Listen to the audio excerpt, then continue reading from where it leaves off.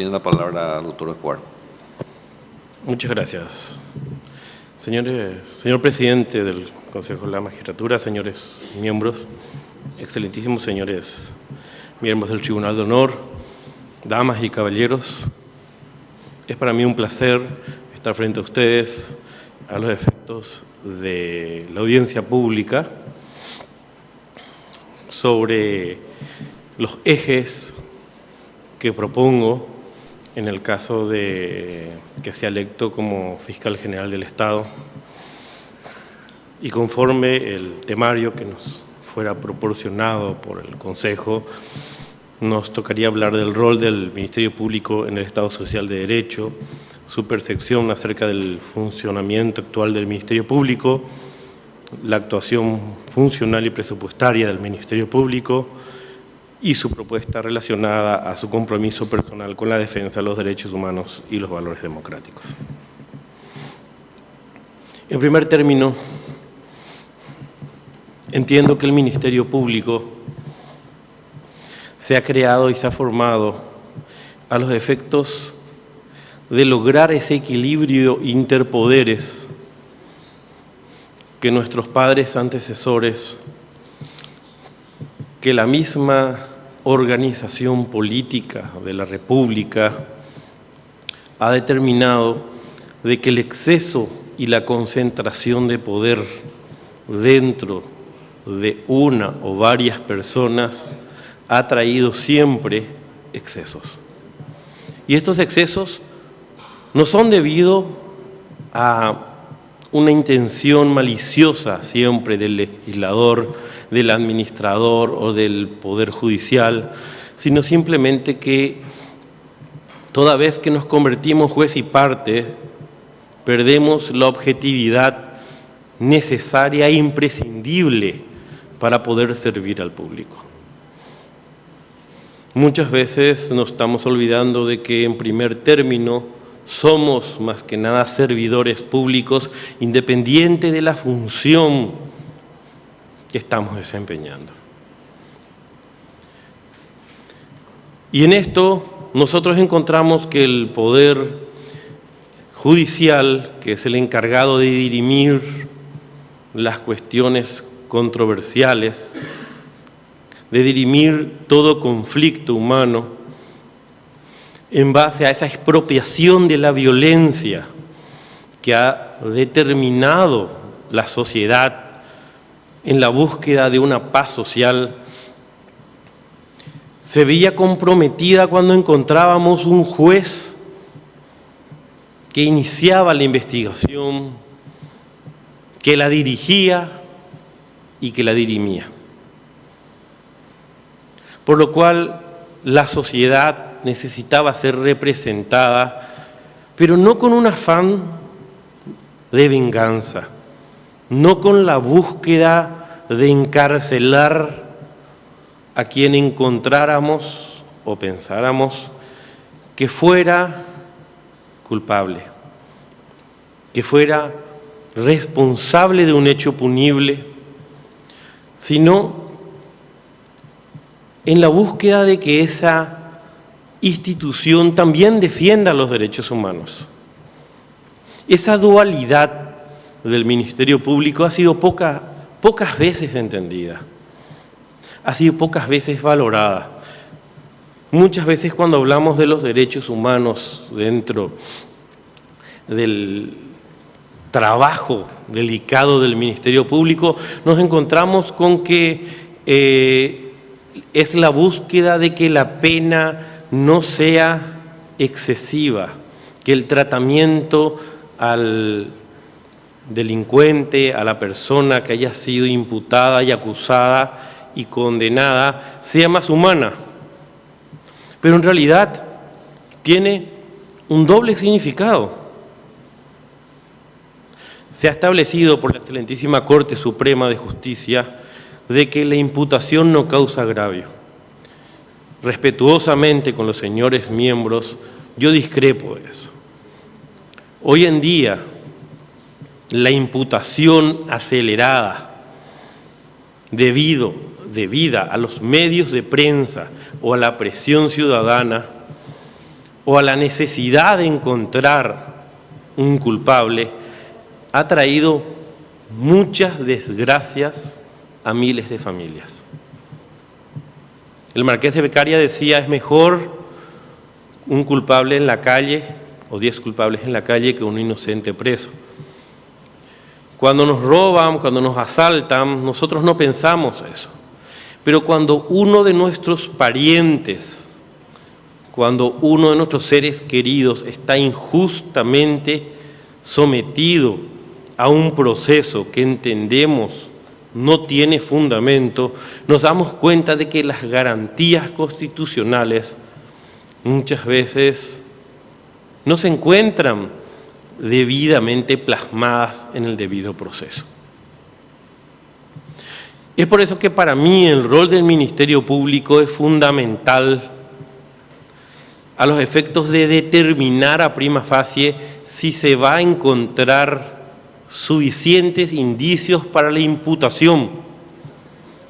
Y con esto, señores, no estoy hablando bajo ningún punto de vista de impunidad, porque desde el momento que imputamos corre el reloj en forma contraria a los intereses de la sociedad. Necesitamos tiempo. Muchos compañeros, excelentes personas que han estado aquí charlando con ustedes, exponiendo sus ideas, han dicho que tenemos un código ya antiguo. Pero considero que tenemos un código antiguo, que tiene varios años, pero que todavía mantenemos esa mentalidad con la que nos formamos, lo que es natural. Debemos buscar un proceso que pueda iniciarse recién cuando existan suficientes méritos para encontrar responsabilidad en esa persona que investigamos. Cuando nos aceleramos, cuando buscamos rápidamente encontrar una persona que sea culpable, nos encontramos ante la posibilidad, en primer término, de acusar a alguien que no podemos probar que haya sido el responsable. Y eso es grave. Eso es grave para el individuo y eso es grave para la sociedad, porque estamos exacerbando ese sentimiento de impunidad.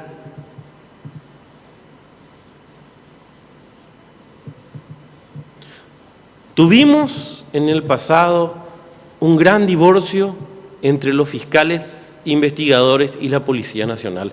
Hoy en día, gracias a Dios, nos estamos entendiendo mucho más, pero debemos entendernos mucho más, porque son los fiscales quienes deberían dirigir la investigación por parte de los asistentes fiscales.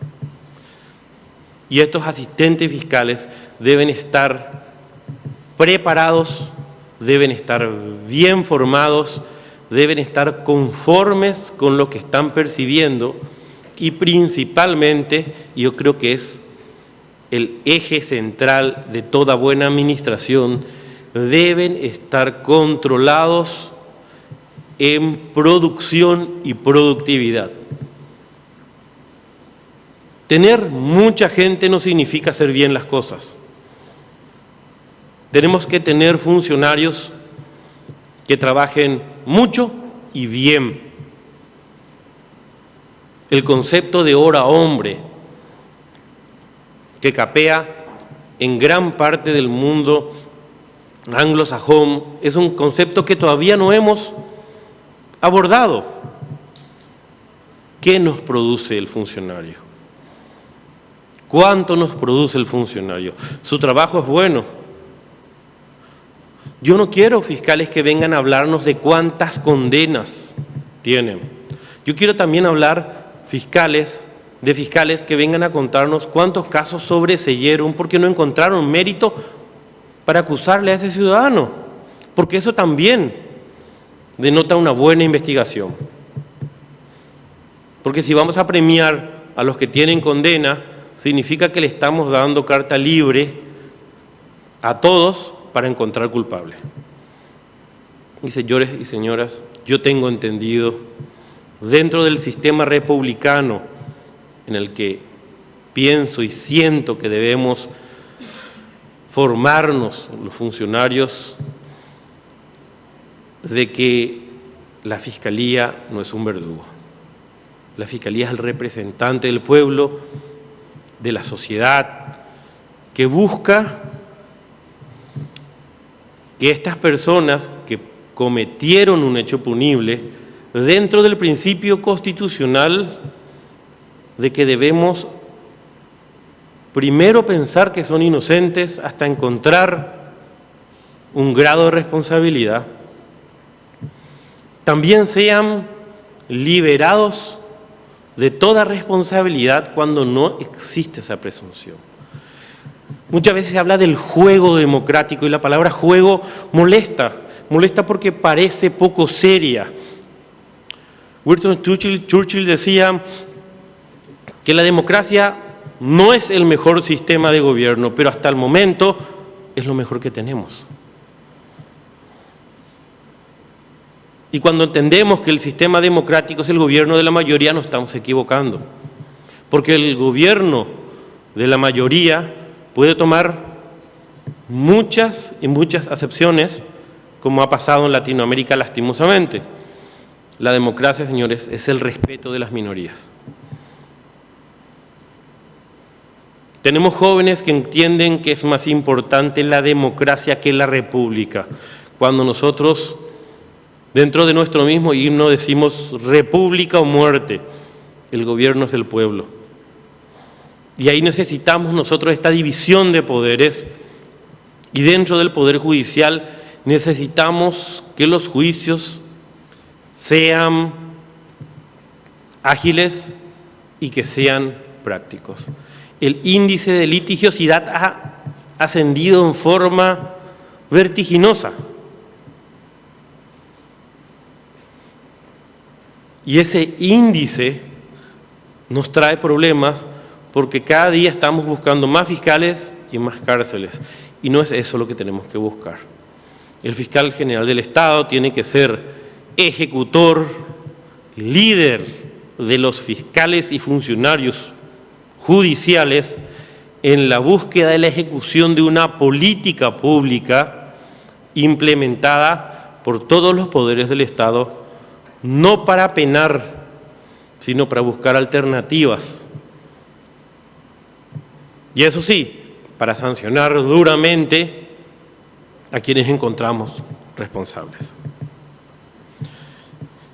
Si hablamos de la actualidad en el Poder Judicial, los que hemos estado desde un inicio con la reorganización de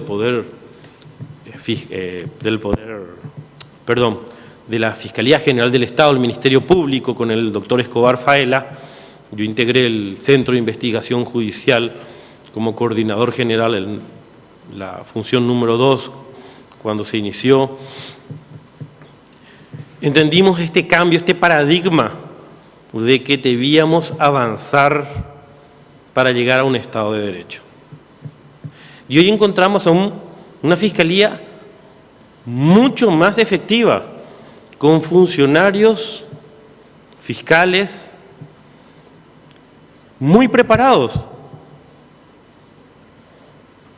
Pero lo que no encontramos es el debido proceso de optimización de recursos. No encontramos esa necesidad cubierta de los fiscales y de los asistentes fiscales del interior de contar con más recursos, de contar con más capacitación y de contar con mejor trabajo en las líneas policiales, y más aún no por falta de capacidad en la policía, sino por falta de capacidad en la comunicación. Creo que es fundamental que se trabaje más en esta organización, en esta capacidad de que el fiscal general del Estado sea un líder organizativo, que deje de a un lado la parte administrativa y le dé preeminencia al trabajo que los ciudadanos pueden observar. Mi compromiso con la defensa de los derechos humanos, para concluir, me encuentro como miembro del Tribunal Contencioso Administrativo y yo entiendo que los derechos humanos se defienden desde cada uno de los lugares en donde somos servidores públicos.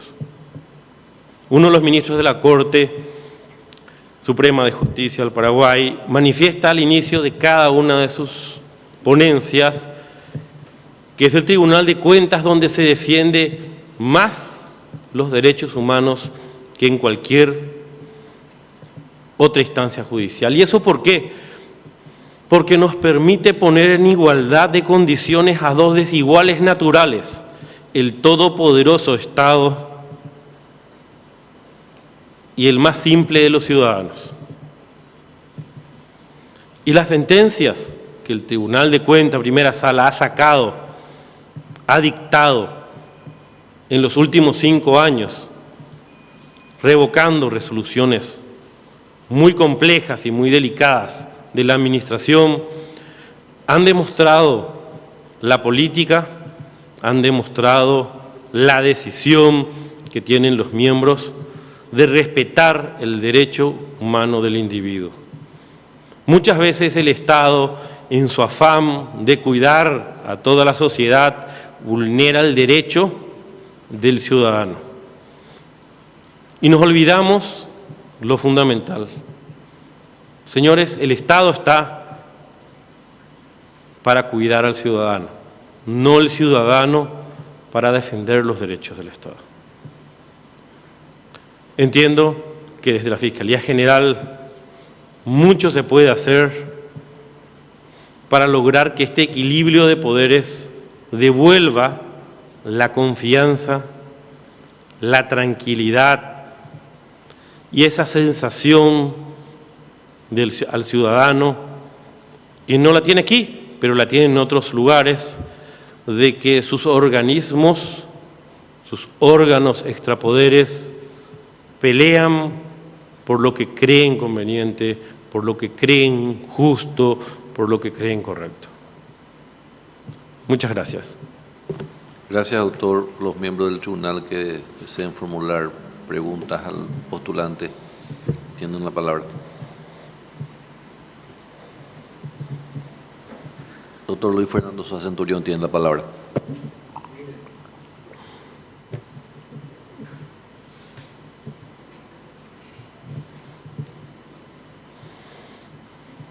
Quiero más bien preguntarle sobre ya lo que usted había expuesto. ¿Cómo usted piensa implementar la política de la Fiscalía General del Estado con un presupuesto insuficiente?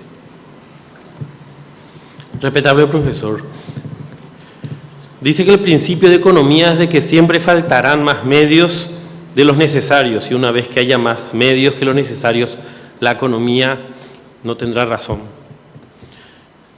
Para poder aplicar los presupuestos en debida forma, hay dos ejes principales: automatizar los sistemas administrativos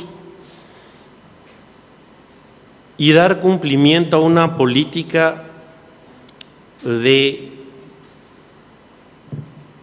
preferencias, de fortalecimientos de las necesidades que existen dentro de cada departamento.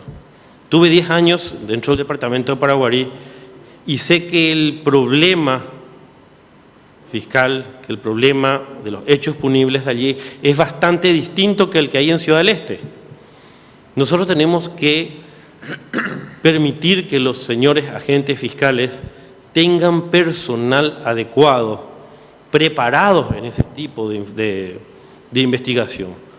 Debemos dar esa formación, esos medios para que dentro de cada sección, dentro de cada departamento, puedan darle preeminencia a lo que nosotros llamamos delitos endémicos. Obviamente, en algunos tiene un nivel de mayor publicidad, pero yo no considero de que al campesino, al que se le roba su única vaca que es su sustento, no pueda ser tan importante como detener en frontera un tráfico. Esa gente, ese personal, ese individuo que tiene que ir desde el fondo de un departamento y pagar un pasaje y pagar su alimentación para ir hasta el lugar en donde está la fiscalía y plantear su tema, para él es lo más importante que hay. Y nosotros tenemos que tratarle a los ciudadanos como que cuando son víctimas, ese hecho punible es el más importante. Porque a veces se sienten solos y desamparados porque dicen, ¿qué me van a atender si solo esto me pasó? Y es así que hay un gran porcentaje de hechos punibles no denunciados, lo cual agrava la capacidad de un observatorio para que podamos tener una valoración del crimen y de los hechos punibles dentro de la República. Lograr la confianza del ciudadano en la Fiscalía General es el mayor reto.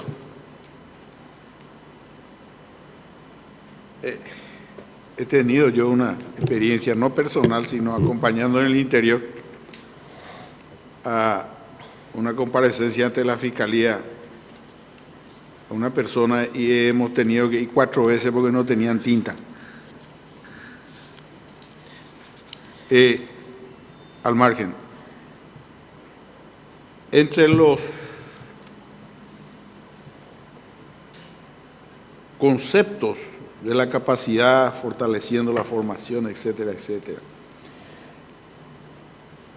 ¿cuáles son, a su criterio, los valores que deben ostentar la imagen, la personalidad de un fiscal general del Estado?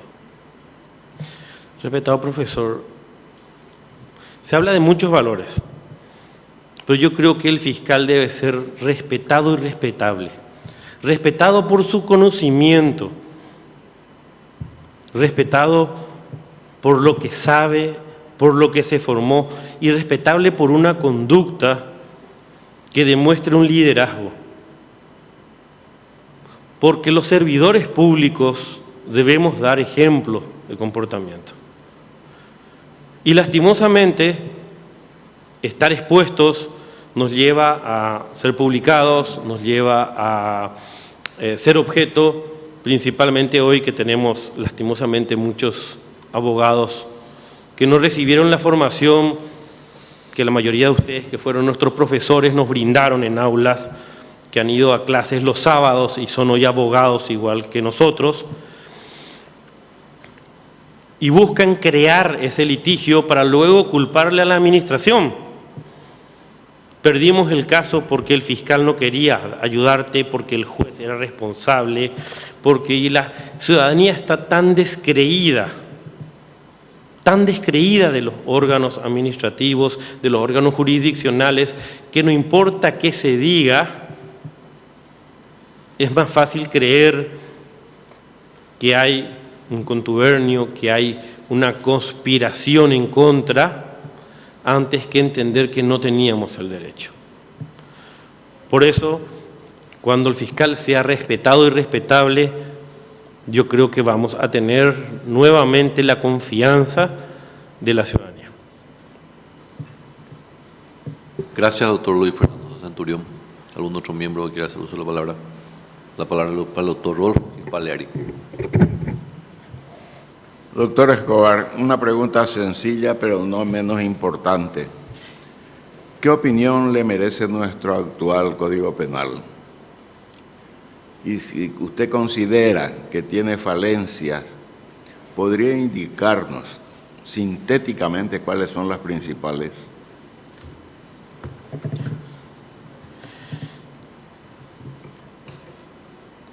Cuando tuvimos la oportunidad con el doctor Escobar Faela de conversar con él, para mí una eminencia y una de las personas responsables de lo que hoy es el Ministerio Público, y nos presentó el proyecto que quería traer del Centro de Investigaciones, tuvimos muchas quejas contra él. Y él nos dijo, es cierto, pero todo cambio se inicia con un paso. Fue nuestro primer paso. Vulgarmente se dice, nos trajeron un enlatado. Nos dieron un código de difícil comprensión. Yo creo que tenemos que hacer un código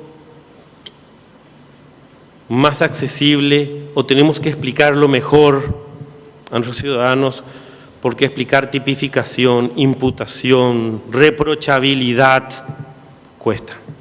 Cuesta para los colegas que tienen que tratar de hablar con sus clientes y explicarle cuál es el proceso que tiene el magistrado para poder encontrar responsable a alguien.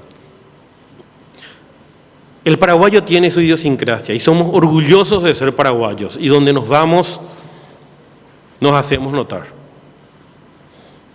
Quizás aquí somos muy duros entre nosotros mismos, pero una vez que salimos todos tenemos nuestra bandera en el pecho.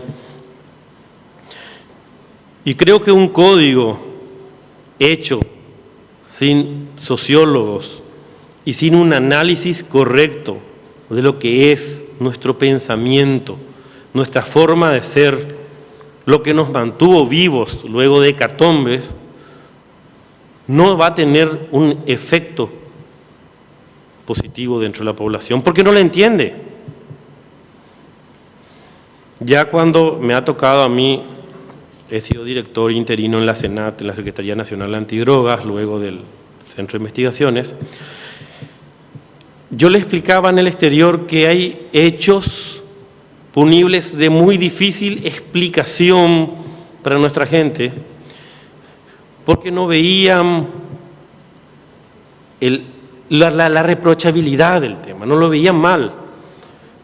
Y el principal era el atentado contra la propiedad intelectual, las grabaciones.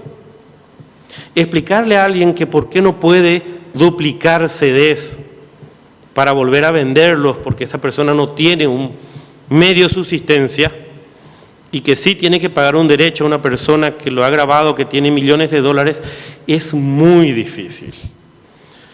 Y explicar que el tema de lavado de activos, eso me ha pasado en la CICAT OEA cuando fui representante paraguayo, que el lavado de activos es algo que tiene una repercusión muy negativa para nuestro país. Les cuesta mucho comprender, porque dicen, bueno, pero no es nuestro problema, nosotros solo queremos sobrevivir. Entonces, tenemos que ver un poquitito más antes de ir ratificando tratados internacionales que son de casi imposible cumplimiento. Tenemos que ver quiénes somos. Y creo que a veces nos olvidamos de quiénes somos cuando tomamos códigos, los aprobamos, o tratados internacionales los aprobamos rápidamente, y no tenemos los sociólogos y los psicólogos que nos ayudan a comprender cómo el paraguayo, cómo nuestra gente va a poder captar eso. Siempre hablamos de la educación, pero tenemos que recordar que la educación es a largo plazo. Estamos educando a nuestros niños en respeto de género, en no tener xenofobia, pero son cuestiones que vamos a poder capear en 20 años, en 15 años. Para el día de hoy no estamos enseñando mucho a la población. Palabras que necesitamos un código penal adecuado a la idiosincrasia del pueblo paraguayo, ¿verdad? Ahora otra pregunta suplementaria, diríamos. Las famosas medidas alternativas a la prisión, ¿trajeron bien o mal al pueblo paraguayo, a nuestra sociedad? Las medidas alternativas, doctor, fueron establecidas en forma errónea. Aprobamos un código que tiene principios y parchamos con soluciones mediáticas que tienen principios procesales e ideológicos distintos. Entonces, como toda prenda parchada no está bien. Nuestro principio constitucional habla de la duda ante una acusación. Y también habla que en principio la persona imputada puede mantenerse fuera del ámbito carcelario. Pero nosotros no hemos elaborado una teoría que nos permita trabajar esto y dar otros medios alternativos cuando entendemos de que no es conveniente mantener a esa persona en libertad, pero tampoco están dadas todas las condiciones para ponerla dentro de una penitenciaría que sabemos, nuestras penitenciarías rayan la violación de los derechos humanos, rayan un hacinamiento vergonzoso. Yo creo que es una de las cosas que más nos avergüenzan como paraguayos, la forma que le tratamos a los presos. Gracias, doctor Rodolfo Gil Paleari. ¿Algún otro miembro que quiera formular una consulta? La doctora Amparo Samaniego de Pacielo. Doctor Escobar, Profesor. su opinión sobre la prejudicialidad me gustaría conocer. Normalmente nosotros trabajamos mucho sobre el tema de la prejudicialidad en el Tribunal de Cuentas por hechos administrativos como los ocurridos en la aduana, cuando hay una suerte de consideración de que la mercadería pudo haber entrado en contrabando o pudo haber sido una evasión, o el grado de implicancia de el responsable, del despachante y del mismo liquidador. Sí entendemos que corresponde los grados de prejudicialidad, una palabra complicada, ¿verdad? Cuando es la administración la que tiene que determinar qué ocurrió en ese hecho. Estamos acostumbrados a que ante cualquier diferencia, ante cualquier situación que no cumple las reglas, sea un hecho punible y una persecución penal. Y muchas veces lo que tenemos son faltas administrativas. Entonces, primero tenemos que determinar eso. Y una vez que lo determinemos, allí podríamos proceder a efectuar o las multas o entregar al Ministerio Público para su persecución. Creo que nos hemos olvidado un poquitito de la responsabilidad administrativa. ¿Nos hablamos de responsabilidad civil o hablamos de responsabilidad penal? El Tribunal de Cuentas, en varias sentencias, ha determinado que funcionarios públicos y funcionarios de las fuerzas militares que no han sido o han sido beneficiados con una medida alternativa han querido reingresar a la fuerza pública y nosotros no le hemos permitido, porque si bien no han sido condenados, para nosotros su comportamiento constituyó una falta administrativa. Entonces, no se ha trabajado mucho el derecho público. Lastimosamente yo creo que es una materia pendiente en nuestro país trabajar el derecho público, hacer códigos de procedimiento administrativos que este país no tiene, que es algo extraño arreglar el Código de Procedimientos Contenciosos Administrativos que nos manejamos de una ley desde 1935, o sea, 32 modificada en el 35. Entonces tenemos que darle más fuerza y más dinamismo al Estado para que esta prejudicialidad salga expeditiva y que no sea un obstáculo más para evitar llegar a instancias penales. O sea, es positiva en tanto nosotros nos pongamos a trabajar y pongamos las reglas claras, que lastimosamente hoy no las tenemos. Gracias. Tiene la palabra el doctor Luis Fernando Centurión, que pidió nuevamente. Bien. Aquí la doctora Amparo le hizo una pregunta y me gustaría que en la eventualidad de que usted fuera un fiscal general del Estado, planteado una inconstitucionalidad en relación al artículo 68 de la Constitución, ¿verdad?, que hace relación a las funciones,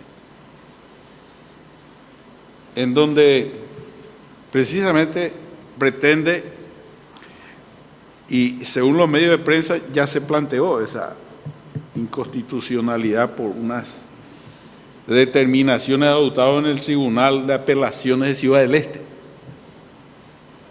respecto a la determinación de la prejudicialidad en un caso en donde sucintamente se establece que primero hay que esperar el resultado de la Subsecretaría de Tributación y después poder recurrir por la prosecución penal con efecto de sanción. Es decir, esta vuelta no fue por el Tribunal de Cuentas. Esta vuelta se fue directamente a la Corte Suprema de Justicia. La Corte Suprema de Justicia, no en fallos de la Sala Constitucional, en su oportunidad se ha pronunciado respecto a la prejudicialidad. Ahora el fiscal va directamente por la vía de la inconstitucionalidad diciendo que se coarta la posibilidad de que la Fiscalía cumpla con la prosecución respecto a los ilícitos que se habían cometido. ¿Qué usted? Porque esa inconstitucionalidad le van a pasar al fiscal general del Estado. Y vamos a suponer que usted sea el fiscal general del Estado. No va a ser todavía una opinión que pueda implicar su preopinión.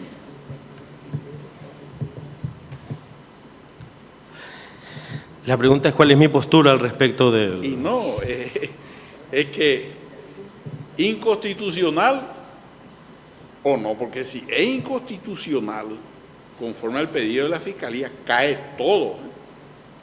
Cae, y no nos olvidemos de que las leyes en este caso, que hacen relación a un poder o a un extrapoder, no debe entenderse como una limitación de sus atribuciones, sino la forma de cómo hacer el procedimiento legal para el cumplimiento de las atribuciones. No tengo acceso al expediente solamente por medios de prensa y como sabemos los medios de prensa van planteando... Pero mi pregunta concreta es esta. Si sale la inconstitucionalidad en donde el fiscal general, ahora habrá que participar, y dice, es inconstitucional la prejudicialidad, ¿qué pasa con las leyes que hablan expresamente, como el caso del Código Aduanero, sobre la prejudicialidad? ¿Qué pasa con la ley tributaria que habla de una prejudicialidad administrativa? ¿Qué pasa cuando eso juega concordantemente con las prejudicialidades respecto al derecho penal? Yo entiendo que si hace un tribunal de Ciudad del Este, va a ser un fallo único al respecto de ese caso y no al respecto de las resoluciones que vayan al Tribunal de Cuentas y que afecten a la sección aduanera, a la sección tributaria. Es obvio que el derecho a la defensa está consagrado en la Constitución. En nuestro país se abusa. En la Suprema Corte de los Estados Unidos creo que llegan 9 casos al año de inconstitucionalidad y hace 2 años se presentaron 1.526 casos ante los excelentísimos señores miembros de la Sala Constitucional. O sea, no hay forma que ellos puedan resolverlos todos rápido, pero bueno, es una defensa de ellos. Yo dudo mucho que tenga efecto de evitar que en los otros procesos se siga teniendo ese principio de prejudicialidad, porque o si no podríamos tener un caos jurídico en cuanto el Tribunal de Cuentas determine de que el acto impositivo o el acto administrativo realizado por la Dirección General de Aduanas precisa ese estudio previo antes de enviar a la Fiscalía. Este creo que es un caso de lavado, evasión. Perfecto. Gracias, profesor Luis Fernando Sosa Centurión. Tiene la palabra el doctor Cristóbal Ríos. Sí. Usted en su exposición habló de un control de la producción y productividad, además de realizar un proceso de optimización de recursos. ¿Cómo haría eso? Una de mis especialidades, según se puede demostrar en mi currículum, yo no solamente me dediqué al derecho procesal, que es mi especialidad, o sea, lo que más quiero, sino que también me dediqué a formarme para poder administrar el Estado. Entiendo de que hoy en día no solo el médico es el mejor director del hospital, no solo un abogado puede ser el mejor fiscal, sino tiene que ser alguien que entienda de administración. Por eso dije que el fiscal general es un líder que tiene el principio de que no todos sirven para todos, pero hay gente que sirve para algo especial. La forma de trabajo puede ser medida. Y en eso no vamos a ser pioneros. Gobiernos como Chile, gobiernos como Brasil han establecido parámetros de producción en donde la hora hombre es valorada y es premiada. Tenemos lugares en donde un fiscal tiene 3 asistentes fiscales y trabaja como si tuviera 12, que tiene audiencias casi todos los días, que tienen juicios orales 2 o 3 veces por semana, lo cual le impide seguir investigando. O sea, tenemos que buscar cómo mejorar ese uso de los recursos humanos y cómo ir reduciendo, no reduciendo en personal, sacándolos, sino utilizándolos en otra sección a la parte administrativa, porque tenemos una carga administrativa muy grande en nuestro Estado. Cada institución que se crea empieza con directores, con subdirectores, con encargados, y llega un momento en donde el 40 al 50%, en el Poder Judicial llegó un momento que el 60% era administrativo, ahora ya es mucho menos.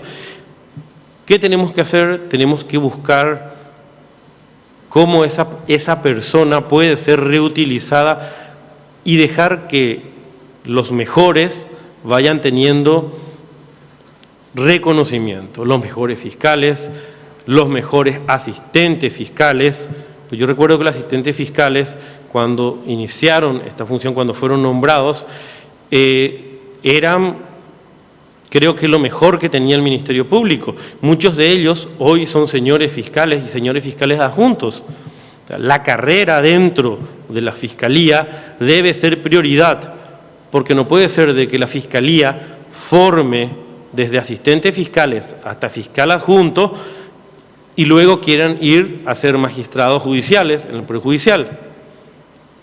Claro, tienen todo el derecho, pero a mí me parece que ellos tienen que seguir teniendo oportunidad de ser reconocidos dentro de la misma casa y ser valorados por el administrador general, por el director, por el líder del equipo, dándole oportunidades, dándole formación, ya sea nacional o internacional.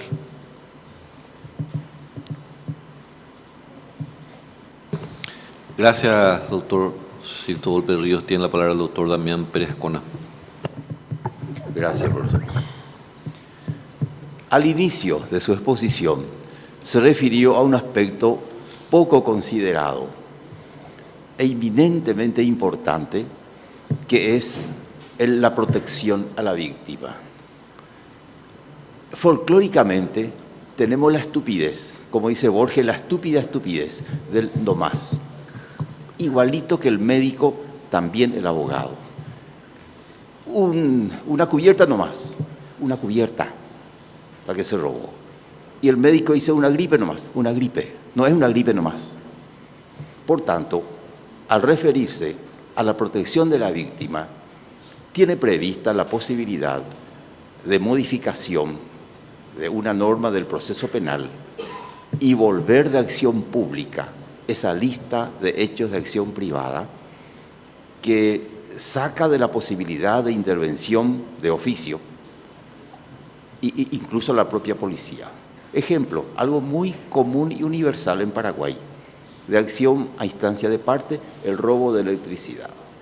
Nadie puede mover la autoridad judicial ni fiscal sin que inste la víctima. Lo mismo que esa serie de hechos punibles que son de acción privada, no se le, por casualidad, tiene prevista la posibilidad de esa modificación en caso de que asumiera nada más. Estimado doctor, mucho se discutió sobre eso, pero nunca se trabajó sobre eso. La razón por la que se expropió totalmente la querella nunca fue debidamente explicada. Yo creo que la ciudadanía está muy inquieta cuando siente que solo el fiscal se apropia de la acción y que él no tiene el derecho de poder reclamar. Creo que es fundamental, si nosotros queremos empoderar a la población de que la institución es suya, porque hoy en día la institución está sobre la sociedad, no es de la sociedad. Y para poder empoderar, nosotros necesitamos que ellos formen parte de la misma. Yo creo que sería un medio muy útil hacer un análisis, nuevamente, volviendo al tema, con sociólogos, con personas que puedan hacer un análisis de qué es lo que nos conviene, de cómo somos, de si va a convenir al proceso y al sistema implementar ampliar esta atribución. A mí personalmente me parece una injusticia que el ciudadano que quiera reclamar derechos esté constreñido a la decisión de una persona que muchas veces no entiende por qué le dice que no puede él recurrir. El concepto americano de el día ante el estrado, el día de juicio, le da al ciudadano esa libertad, esa felicidad de poder ser escuchado. Yo creo que nuestra población, nuestra ciudadanía, no ha sido escuchada. Y lo que tiene que decir y dice hoy por medios de las redes sociales denota un nivel de agresión, un nivel de violencia propio de quien no tiene voz. Quizás es el momento de que desde los representantes de la sociedad le podamos dar voz a aquellos que quieren reclamar. Muchas gracias. Gracias, doctor Damián Pérez Escona. La palabra para los señores miembros del Consejo. Tiene la palabra el doctor Adrián Salas Coronel. Doctor Escobar, el Ministerio Público es un órgano de los denominados extrapoder, aunque la designación del fiscal general del Estado pase por un filtro de repente, diríamos, de decisión política. ¿Cuál o cómo debe ser el relacionamiento del fiscal general del Estado con los otros poderes del Estado, es decir, el presidente de la República, los ministros de Corte y los parlamentarios? Doctor Salas, yo entiendo que toda política de Estado debe estar preparada no por un periodo. Nosotros tenemos que tomar con un poco más de seriedad este tema de querer ser estadistas y preparar nuestras políticas por más de 5 años. Lastimosamente todos quieren tener el edificio con su placa, entonces si tarda 2 años lo construimos. Buscamos rubros, hablamos con los defensores, con los señores parlamentarios, con el presidente de la República, y entonces tenemos una política de dependencia mutua, cuando tenemos que tener una política de intercontrol.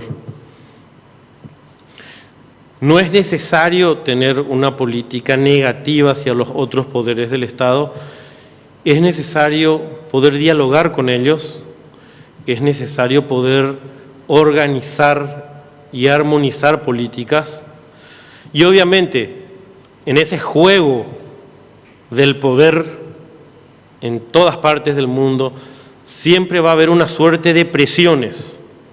Dentro del mismo Tribunal de Cuentas nosotros tenemos presiones. Todas las demandas son contra el Estado. Entonces, en ese juego de presiones es donde uno debe tener la tranquilidad para ir manejando las situaciones y logrando que el apoyo popular, que el respeto, por eso dije los fiscales tienen que ser respetables, nos dé ese peso como para poder resistirlas. Otra pregunta. Se viene cuestionando de manera reiterada la acción de inconstitucionalidad que promueve, creo que también la Corte, pero en particular la Fiscalía General del Estado con relación a la rendición de cuentas, evitando la función revisora de la Contraloría General de la República, llevando al ámbito jurisdiccional, judicial del Tribunal de Cuentas.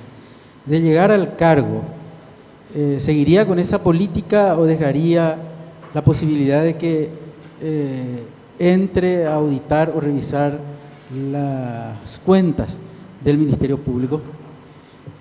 Gracias, doctor. Ese es un tema muy importante en donde creo que hemos sido mal informados en la mayoría de los casos.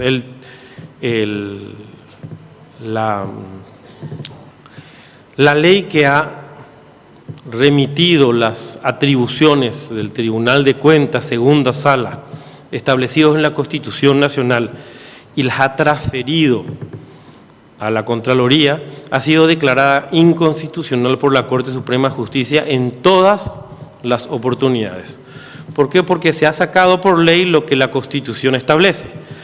Lo que no hemos podido explicar a la población, y yo creo que es un problema de comunicación, es la función distinta del Tribunal de Cuentas y la de la Contraloría. La Contraloría, señores, es una auditoría.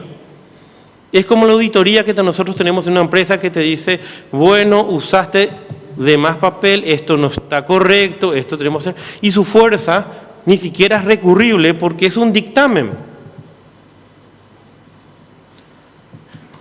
Lo que hace el Tribunal de Cuentas es juzgar las cuentas, es decir, hace una valoración si es que se ha presentado todas las cuentas conforme el presupuesto general establecido.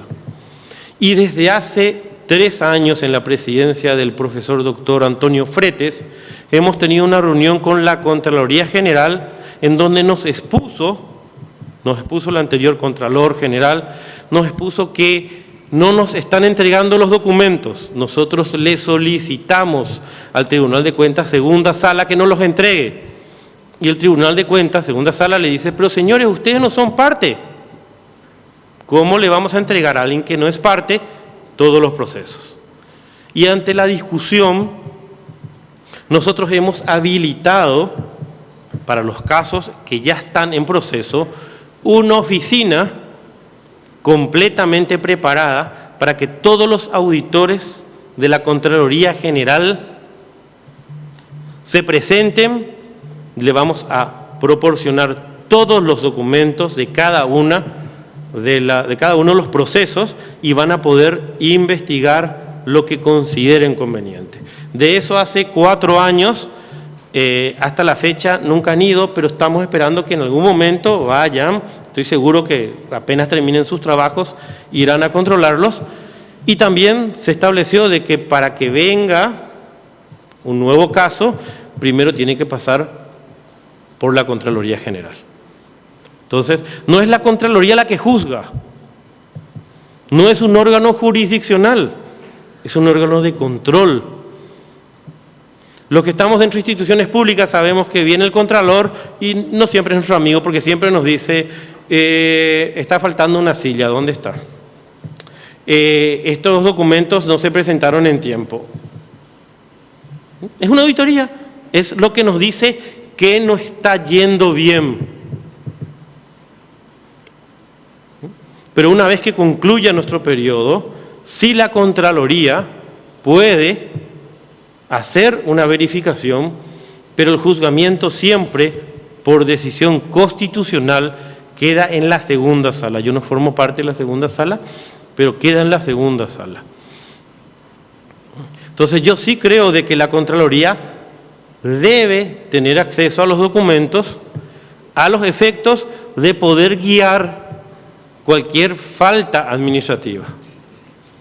Porque tenemos que ser conscientes que en una institución tan grande siempre pueden haber falencias que gracias a la Contraloría General del Estado podemos ir rectificando y mejorando.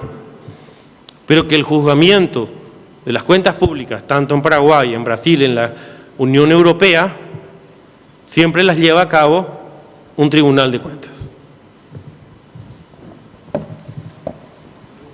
Gracias, doctor Adrián Salas. Tiene la palabra el doctor Julio Ríos. Buen día, doctor Escobar. En un momento dijo que la Corte ha determinado que la imputación no causa agravio. También dijo, doctor Escobar, que discrepaba con esa posición de la Corte. Me gustaría que desarrolle un poquito más esa posición y que me diga por qué cree usted que los fiscales imputan hoy en la generalidad de los casos.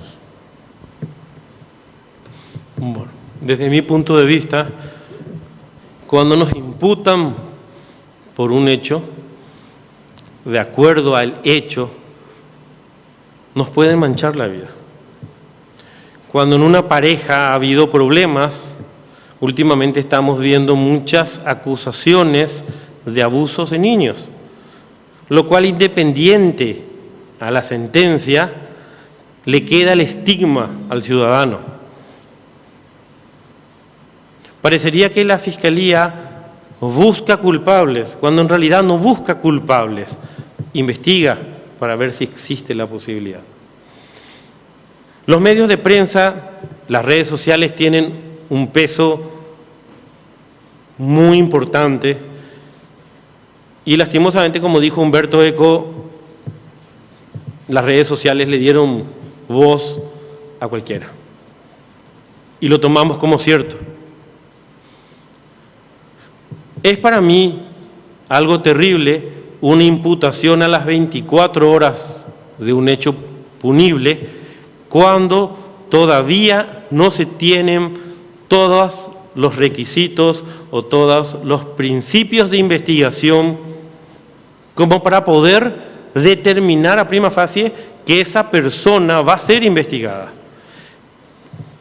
Y como les dije, tiene dos problemas fundamentales. El primero es que nosotros ya le manchamos a alguien, porque todavía seguimos con la mentalidad de alguien. Por algo luego le acusaron. Ya vino luego la policía y le llevó. En nuestra sociedad Así pensamos. Y somos conscientes de cuántas personas hemos imputado, luego no se ha podido probar y salieron. El día que ellos se decidan a demandar al Estado, señores, yo no sé bien lo que nos va a pasar. No sé bien lo que nos va a pasar porque a veces nos apresuramos para quedar bien. A veces nos apresuramos porque tenemos una rabia o una molestia por el hecho. Por eso hablamos de la objetividad. Cuando hablamos de la objetividad no es que queremos que el fiscal nos quiera, el fiscal nos está acusando, él no nos puede querer. La objetividad es el análisis concreto y serio sobre si existen indicios para imputarnos. Y lo segundo, que es mucho más grave desde el punto de vista procesal, es que una vez establecida la fecha de la imputación empieza a correr un plazo, en donde nosotros tenemos que conseguir las pruebas para poder acusarlo. Y hemos visto, y creo, señores, que hemos visto todos, acusaciones que no tienen sustento en base a imputaciones genéricas y que sabemos bien que el día de mañana van a llegar a un tribunal de sentencia en donde el tribunal dice, pero ¿qué es esto? Sobresee, y le tuvimos a un ciudadano paraguayo durante 3 años sujeto a un proceso. Mucha gente va a decir, no habló el doctor Escobar sobre los delincuentes. Sí me preocupa la delincuencia, me preocupa mucho. Desde el Centro de Investigaciones, en la SENA, donde trabajé, me preocupa. Pero me preocupa también el ciudadano inocente. Me preocupa también al ciudadano que se le está culpando sin la debida, sin los debidos hechos, sin los debidos indicios. ¿Por qué no podemos esperar un tiempo para que la policía, dirigida por el fiscal, puedan tener más indicios para saber que pueden acusarlo, eventualmente? Para mí, un fiscal que desestima una investigación porque no tiene suficientes hechos y si bien él entiende que es culpable, sabe que no lo puede probar, tiene el mismo nivel y es más respetable que quien consigue una condena, porque ha tenido el valor de decir, señores, no tengo pruebas para ir a sentarme frente a un tribunal de sentencia y defender esto. Yo creo de que nos estamos dejando llevar muchas veces por la vorágine de la información, de los titulares y de, bueno, una prensa y un sistema muy agresivo que nos exige culpable a las 24 horas y, si es posible, preso a las 72. Eso es todo. Gracias, doctor Jorge Ríos. Tiene la palabra el doctor Carlos Raúl Cabrera. Buenos días, doctor. Buen día, doctor. De su exposición se desprende entonces que usted de alguna forma quiere garantizar la igualdad ante la ley de los ciudadanos. En consecuencia, yo le haría una consulta puntual, doctor. ¿Pueden los habitantes de la República recurrir ante el Ministerio Público para obtener garantías a la igualdad que otorga la Constitución Nacional? Y en caso afirmativo, ¿cuáles son estas igualdades, doctor? Para mí, que justamente es el Ministerio Público el que tiene que ser el representante de ellos. Tiene que ser el representante de ellos en donde, cuando ellos entienden que existe un hecho punible, ya sea contra sí, ya sea contra la sociedad, ya sea contra la comunidad. Y esta igualdad, porque sabemos que la igualdad real no existe, estamos hablando de una igualdad procesal, es darle la oportunidad de que toda esta estructura pueda pelear por sus derechos. ¿Y dónde peleamos por nuestros derechos? En un proceso. Y el proceso es la lucha antagónica de dos intereses en la búsqueda de la paz social. Nos olvidamos de que el proceso busca la paz social, no busca culpables. Nosotros no buscamos encerrarle a alguien toda la vida, buscamos tratar de defender la sociedad y, en segundo lugar, tratar que es muy utópico hoy en día, pero de que esa persona pueda reinsertarse eventualmente en la sociedad. Gracias, doctor Cabrera. Tiene la palabra el doctor Cristian Krijovic. ¿Qué tal, doctor? En cuanto a lo que decía, se refería a las funciones constitucionales del Tribunal de Cuentas, Segunda Sala y la Contraloría.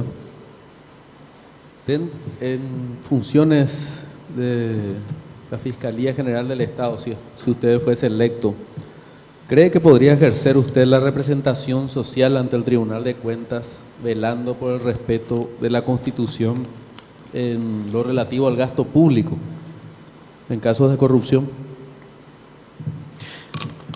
Efectivamente tenemos los tribunales, en los tribunales de cuentas tenemos a quienes hacen el trabajo más difícil, que son los fiscales de cuentas. Los fiscales de cuentas están con un equipo de trabajo que son contadores, que son auditores, que llevan el dictamen de cada uno de los gastos. Tenemos que ser conscientes que la razón del gasto es determinada por los señores parlamentarios y el Congreso Nacional. O sea, nosotros no podemos juzgar si está bien que haya tenido este monto o no, sino si lo ha gastado conforme el presupuesto. Nuestro presupuesto es un presupuesto cerrado. Eso tiene muchos problemas para la administración.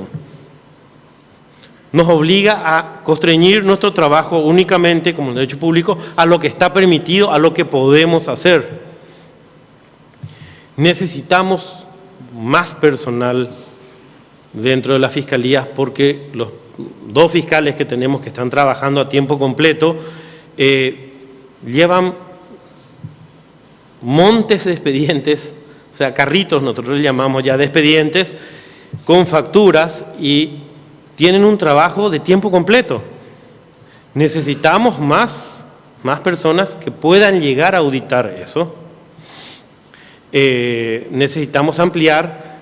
Por el momento está manejado porque pocas instituciones presentaron la acción de inconstitucionalidad y muchas se ciñen solamente a la auditoría de la Contraloría. Pero hay que aclarar, esas instituciones no rindieron cuenta, solamente fueron auditadas. Entonces, sí, hay lugares que hay que fortalecer porque yo creo que están con demasiado trabajo. Hay unidades fiscales en distintos lugares del país en donde uno va y el fiscal tiene que hacer de todo. Sus asistentes fiscales no están preparados y el único que está preparado más o menos tiene que vivir en la fiscalía. Entonces, ese cambio, ¿es necesario un jurista para ese cambio o es necesario un administrador? ¿Es necesario un gerente? ¿O es necesario una persona que haya tenido estudios en el extranjero? Para mí que hoy en día nuestra discusión es qué es lo que más estamos precisando para los resultados. ¿Qué quieren los abogados? Un trato correcto a él y a la víctima. Y un proceso fiscal rápido, expeditivo y con todos los medios de comunicación que tenemos. O sea, no es posible que no podamos avisarle a la víctima por un mensaje de texto, por las miles de formas electrónicas que tenemos. Señora, señor, estamos en su caso, el fiscal se cambió, pero el fiscal nuevo es este. Cuando usted quiera puede venir. O sea, ¿por qué no utilizamos los medios informáticos que hoy disponemos para poder llevar a cabo lo primero que es para nosotros, que es una atención al ciudadano? ¿Qué importa si es que tenemos un índice perfecto de condenas, un índice perfecto de sobreseimientos a personas que no ha sido posible imputarlos, pero tenemos un maltrato? Le seguimos destratando a los profesionales y a las víctimas. Yo creo que nunca va a haber ese empoderamiento, nunca se va a sentir el ciudadano dueño de la Fiscalía General del Estado, que es suya, porque es de la sociedad. Y ese concepto de que somos servidores públicos es algo que vamos a tener que marcar a fuego con cada uno de los integrantes, porque nos debemos a la sociedad y trabajamos para ella. No solamente cobramos los impuestos, o sea, se cobran los impuestos y nos pagan, sino que nuestro trabajo es para ella. Y si la misma sociedad no está conforme con nosotros, ¿cómo nos vamos a sentir al término del día?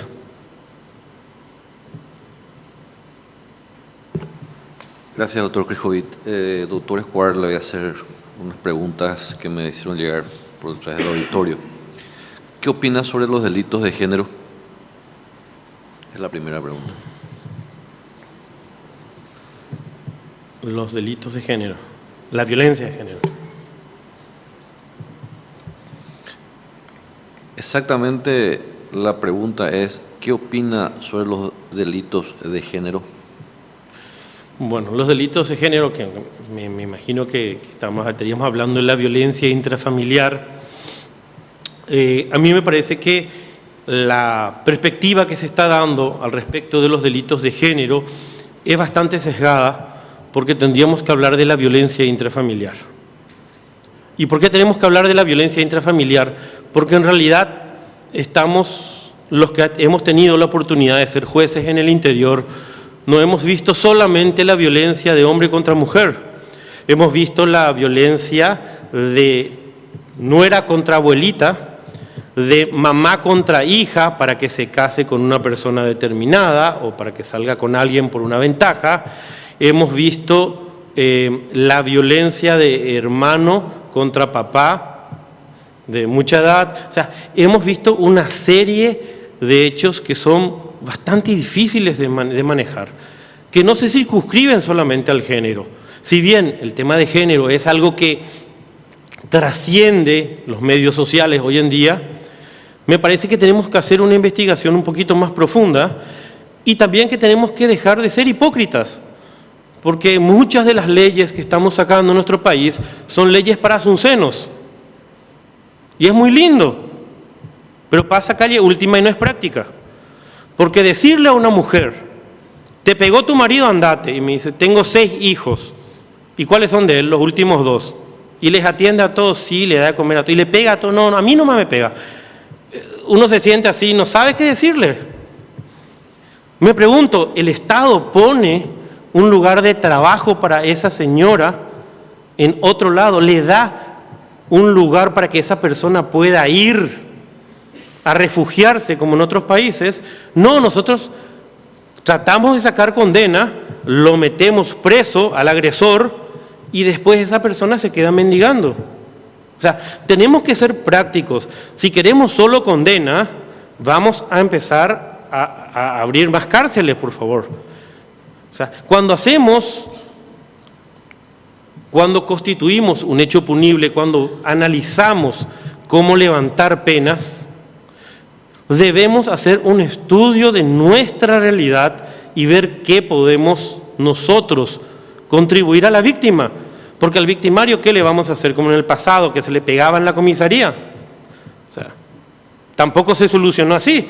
Y ahora le vamos a pegar dentro de la cárcel. Bueno, tenemos que buscarle a esa señora, porque en realidad ahí el hecho punible no es tan importante como la vida de esa pobre señora, que va a estar con un miedo terrible para cuando salga el agresor, que va a juntar odio varios años.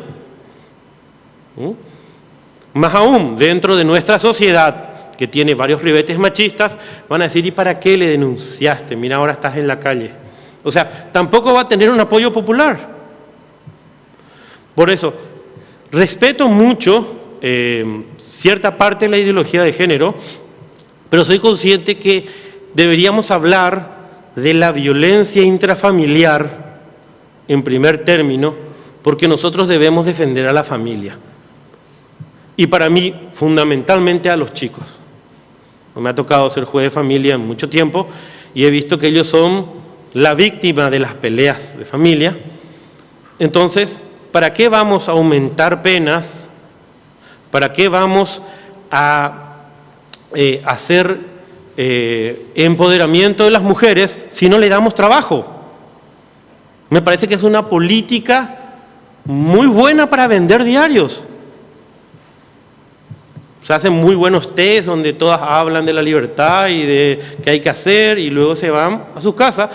Pero pasando calle Última, esa pobre señora no tiene dónde ir y normalmente decíamos en el interior, la señora viene a buscarle a la comisaría, al agresor. Ya le pasó, dicen. Entonces, una vez que nosotros tengamos del Estado una forma de proteger a esa víctima, sí nosotros podríamos empezar a presionar más, obligar a hacer esos estudios psicológicos, tratamientos de ira, como se hace en otros países, buscar mantener la familia, pero a esa persona que ha cometido ese hecho, no solamente ese hecho delictivo, sino es un hecho terrible, porque atenta contra la familia. Buscarle una solución. Pero primero tenemos que buscarle a la víctima. O si no, solamente vamos a hacer un órgano de sanción y no un órgano de ejecución de política. Gracias, doctor. La siguiente pregunta. ¿Se considera usted honesto y con valores para ocupar el cargo de fiscal general del Estado? Bueno, siempre es difícil hablar de uno mismo, ¿verdad? Yo creo que tengo 16 años de magistrado judicial, ingresé como dactilógrafo y las sentencias hablan más de los magistrados que lo que podemos hablar nosotros de nosotros mismos. Como todo magistrado he tenido mis discusiones con los profesionales, he tenido mis discusiones con los mismos colegas. Una vez le dije al doctor Altamirano, me dijo, cierto que ustedes se discuten mucho, cierto que nos discutimos, porque cada uno tiene su punto de vista y creo que los tribunales vivimos así en esa disputa, en esa defensa de nuestra forma de pensar, pero creo yo que no me presentaría si no pienso que como servidor público puedo hacer algo más por el Estado. Gracias, doctor. La siguiente pregunta. ¿Qué opinión tiene acerca de funcionarios del Poder Judicial que abandonan su lugar de trabajo para participar en su audiencia? ¿Usted tiene funcionarios en esta audiencia? Es la pregunta. Sí, yo tengo funcionarios en esta audiencia y mi despacho está al día. Nosotros no tenemos ningún expediente fuera de término, no solamente en esta, sino en las últimas 7 auditorías de la Corte Suprema de Justicia. El Tribunal de Cuentas ha demostrado, primera sala, que en mi despacho no están fuera del plazo de expedición ninguna de ellas, de esas sentencias. Y a mi entender, han solicitado el permiso con antelación, nosotros tenemos unos porcentajes de permiso y toda vez que no, vamos a decir, no dejen el despacho sin atención o no atrasen el trabajo del tribunal, yo no entiendo que sea algo muy negativo. Gracias, doctor. La siguiente pregunta. ¿Dejaría usted que Contraloría General de la República audite su gestión frente a la Fiscalía General del Estado y en caso de ser electo? En caso afirmativo, ¿por qué? Porque la Contraloría General lo que va a ayudar en esa auditoría es saber qué no está bien hecho y nos va a dar recomendaciones para mejorarlo. Para mí la auditoría siempre ha sido beneficiosa. Dicen que la auditoría siempre tiene que salir algo negativo, ¿verdad? Si nos sale algo negativo, el auditor no lo hizo bien, porque no podemos presuponer de que ninguna administración sea perfecta. En mi desempeño como presidente de la 9ª Circunscripción Judicial de Paraguarí, me han hecho varias auditorías internas del Poder Judicial y siempre teníamos 10 o 12 puntos que podíamos mejorar. La idea era que para la siguiente auditoría esos 10 o 12 puntos vayan bajando. O sea, me parece imposible que en una administración no se nos escape algo, no nos falte algo. Por supuesto, la Contraloría es un órgano muy importante, tiene que estar auditando, pero antes de que vayan todos los documentos al Tribunal de Cuentas. En caso que vayan al Tribunal de Cuentas, segunda sala, tienen ellos la infraestructura allí porque no pueden retirar esos documentos que están siendo juzgados. Gracias, doctor. La siguiente pregunta. ¿Qué haría usted en caso de asumir como fiscal general del Estado para impulsar la carrera fiscal, evitar fuga de talentos por falta de promoción y reconocimiento de los funcionarios fiscales? Para eso es necesario optimizar sistemas de valoración, de premiar la producción y la productividad a los fiscales que tienen mejor desempeño, mayor desempeño, ir dándole los beneficios propios de una carrera. Porque si cuando yo ingreso a la fiscalía gano lo mismo que un fiscal que tiene 10 años, un doctorado y 3 especializaciones en otros países, hay una injusticia bastante tremenda. O sea, no le estamos dando incentivos a la gente para que siga creciendo. Yo creo que en toda institución, el funcionario que ingresa y que no sueña ser fiscal general del Estado, o presidente de la Corte, o presidente del Congreso, se equivocó de institución. Porque nuestra idea de superación es siempre querer llegar arriba, es siempre querer ser el mejor, es siempre querer dar lo mejor de nosotros para los demás. Y cuando estamos en un lugar en donde no tenemos incentivo, nos estancamos y buscamos que sea solo un escalón para ir a otro lugar. Gracias, doctor. La siguiente pregunta. ¿Qué piensa usted sobre la actual postura del Ministerio Público de recibir en mesa de entradas todas las denuncias de acción penal privada?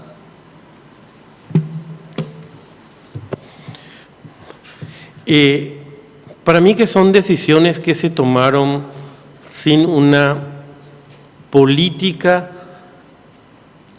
institucional debidamente socializada.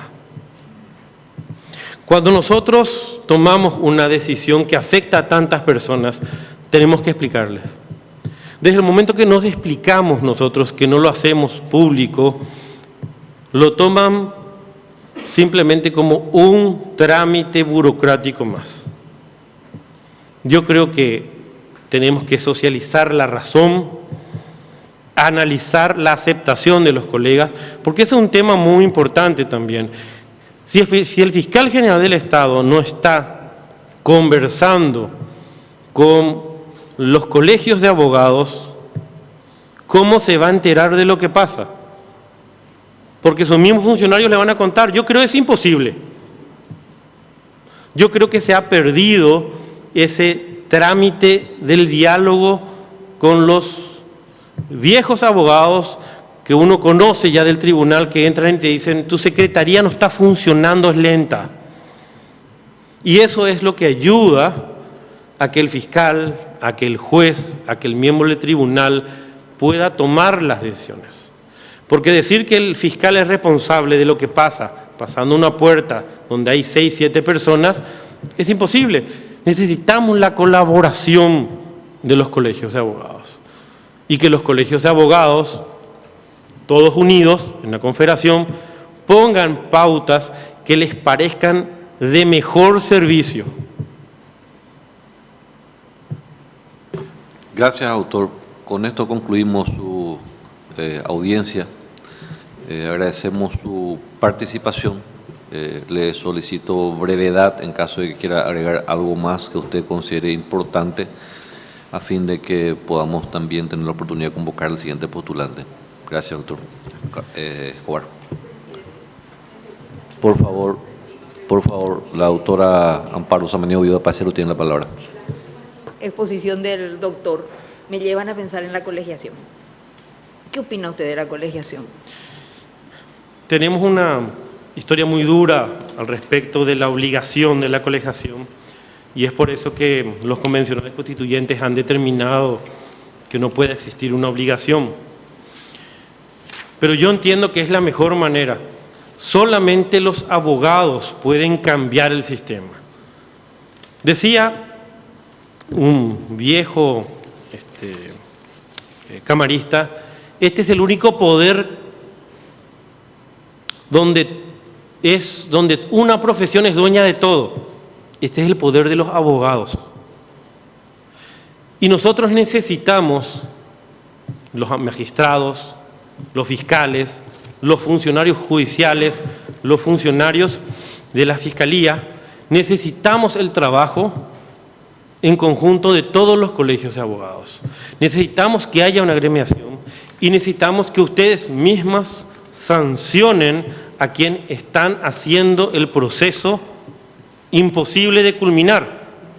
El maestro Alvarado Belloso decía de que no existe código procesal bien hecho porque se basa en el principio que todos quieren un resultado expeditivo, cuando sabemos que hay una contraposición de intereses y hay alguien que quiere estirarlo. Y que tenemos que controlar, no violar los derechos procesales, pero tampoco permitirle de que los juicios sean eternos. Y ese tipo de sanción, como la muy respetable orden de abogados del Brasil, que sanciona en forma muy dura a los abogados que incumplen los ideales y las responsabilidades, ayudan a que se nutra mejor el Poder Judicial, la Fiscalía, de trabajos efectivos en procesos pertinentes.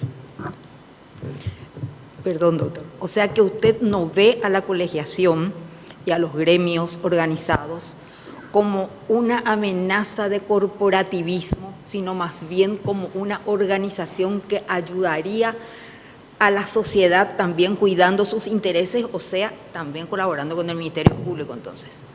Totalmente, porque solamente entre los abogados podrían hacer ese sistema de autocontrol que permita que los juicios, o sea, que el nivel de litigiosidad vana, porque hay un nivel de litigiosidad vana terrible, baje y el comportamiento de los profesionales se adecue a normas éticas establecidas por ustedes. Me parece muy injusto que la Corte Suprema de Justicia sea la que tenga que estar juzgando, además de todas las obligaciones que tiene, porque es un desgaste y son los abogados los que pueden valorar mejor la conducta ética de sus compañeras. Y nos obligan a los gremios a una solidaridad perversa, porque tenemos que defender a ese abogado que si el gremio hubiera juzgado, probablemente no tenía el mismo criterio. Así. Gracias, doctora Amparo Samaniego y de Pacielo. Doctor Escobar, no quiero desdecirme la oportunidad que se despida, pero sí voy a ratificarme de que sea apenas en 30 segundos, doctor. Todas sus respuestas duraron más de 15 minutos cada una, así que le pido brevedad en su despedida, doctor, si tiene algo que agregar. Bueno, muchísimas gracias. En resumen, para mí, el fiscal general del Estado debe ser el líder que acompañe a un cambio de paradigma, un cambio de pensamiento de lo que es una fiscalía de venganza a una defensa de la sociedad, defensa del ciudadano y fundamentalmente defensa de los derechos constitucionales de cada una de las personas, a tener un juicio justo, a tener una acusación debidamente fundada. Yo creo que el día que tengamos eso, vamos a estar más tranquilos y no vamos a tener miedo de la Fiscalía, sino vamos a saber que es nuestra. Muchas gracias.